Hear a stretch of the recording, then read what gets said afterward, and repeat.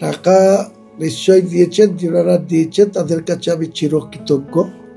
ভাই মুসলমান সমাজের মানুষের আজকে যে উদারতা মানসিকতা নিয়ে তাদের কি আছে না আছে তা আমি যে ভদ্রলোক 1 কোটি টাকা আমাকে ঘোষণা করলেন, তেনার বাড়ি তো কোথায় ওই দক্ষিণ 24 পরগনার কোথায় বাড়ি, আমি কোনোদিনই চিনতাম না। উনি আসে নিতে এসে ওনার একটা শিল্পপতি মানুষ, অনেক কিছু আছে, কার্ডটা আমাকে দিলেন এবং বললেন আপনার অ্যাকাউন্ট দিবেন, আমি 1 কোটি টাকা এখানে দেব।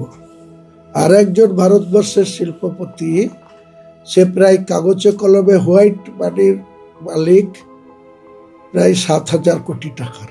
তিনি আমাকে সকাল 10টার সময় ফোন করে বলেছেন যে আপনি আমার নাম করবেন না, কাউকে প্রচার করবেন না, আমি আপনার এই মসজিদের ফান্ডে 80 কোটি টাকা দেব। কাজে এইভাবে যে মুসলমান আগিয়ে আসবে আমি নিজেও ভাবতে পারিনি। আমি ভেবেছিলাম যে আমি ধীরে ধীরে হবে, বা টাকার প্রস্থান আমাকে বারবার মানুষের কাছে অনুরোধ করতে হবে, আপিল করতে হবে, তারপরে হবে। আজকে যেভাবে মানুষ সাড়া দিয়েছে তাতে আমার এই যে হসপিটাল, মেডিকেল কলেজ, বিশ্ববিদ্যালয়, হেলিপ্যাড, পার্ক এবং হোটেল কাম রেস্তোরাঁ, টোটাল 300 কোটি টাকার মতো বাজেট। আমার ধারণা এটা খুব অনায়াসেই মানুষের সাহায্যে আমরা করে ফেলতে পারব। একটা থাক না, ইতিহাস একটা হয়ে থাক।